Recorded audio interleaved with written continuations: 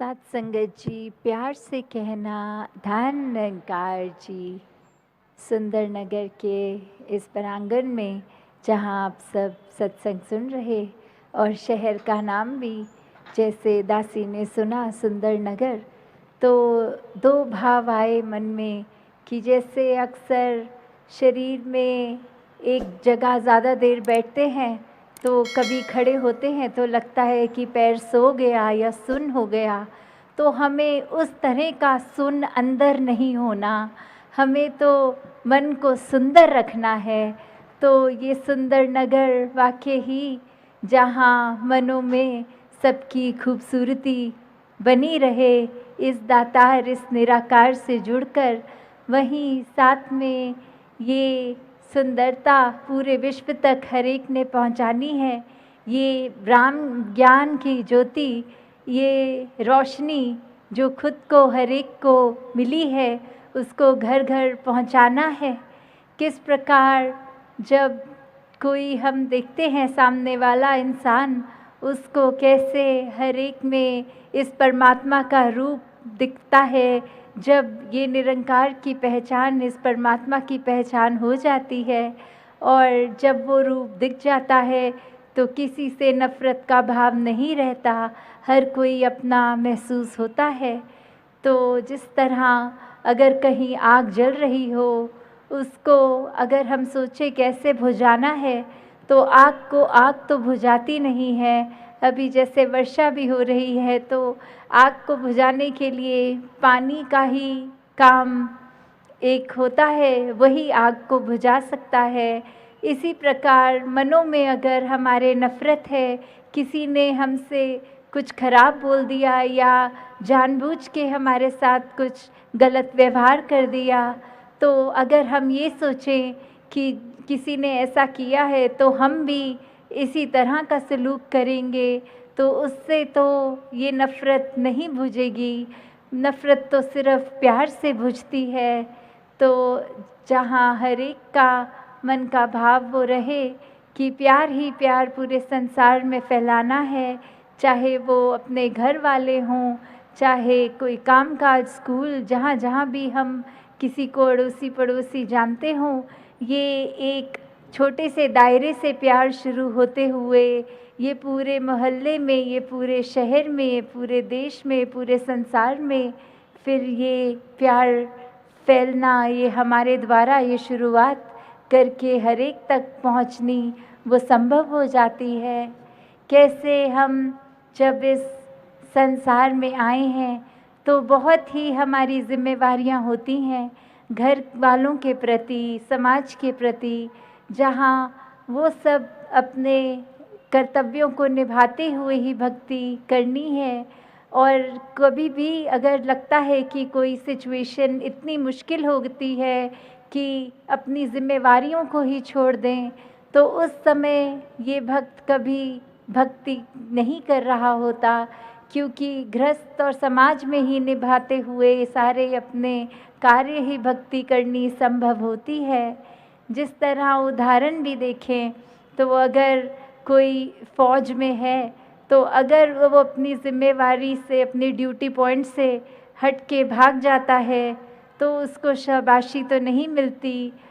तो उसी प्रकार अगर कोई अपनी जगह पर खड़ा है, अपने एक ड्यूटी को अच्छे से निभा रहा है, वो ही मुबारकबाद का पात्र होता है।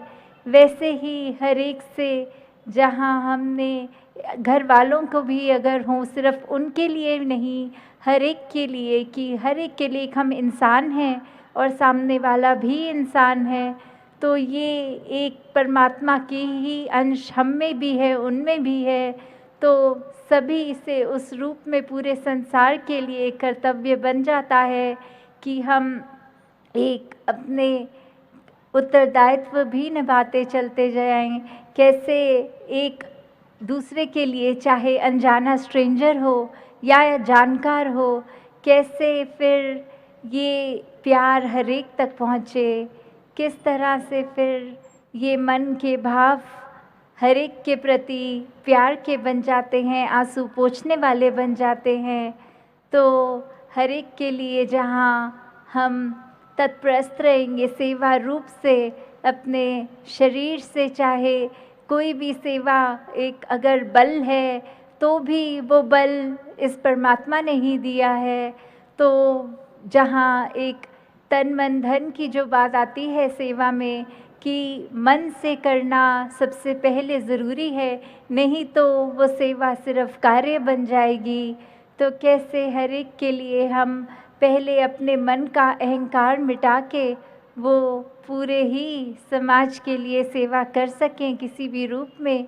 वहीं अपनी स्पिरिचुअलिटी को अगर हम देखते हैं तो उसमें भी इज़ाफ़ा युगों युगों से जो भी संतों ने कहा है कि ये माया का रूप, ये पूरा संसार, इसने तो क्षणभंगुर की तरह अभी है, अगले पल वो वस्तु नहीं है जीवन में।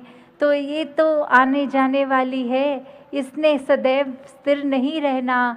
स्थिर तो हमेशा ये परमात्मा ही होता है, जो ये धरती की रचना से पहले भी था।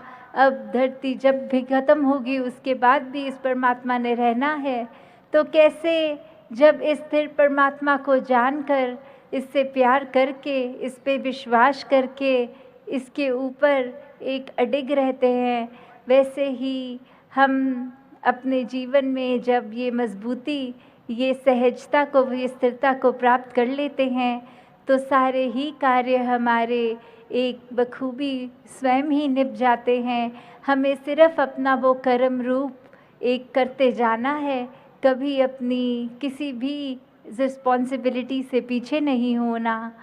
तो दातार कृपा करे, जहाँ हर कोई इस संसार में आया है और मनुष्य होने का परम लक्ष्य ही ये कि अपनी पहचान कर लो कि ये आए हो इस शरीर में तो ये शरीर ही पहचान नहीं है, असली पहचान तो ये आत्मा की पहचान जो इस परमात्मा का अंश है। तो कैसे ये पहचान सिर्फ जीते जी ही की जा सकती है।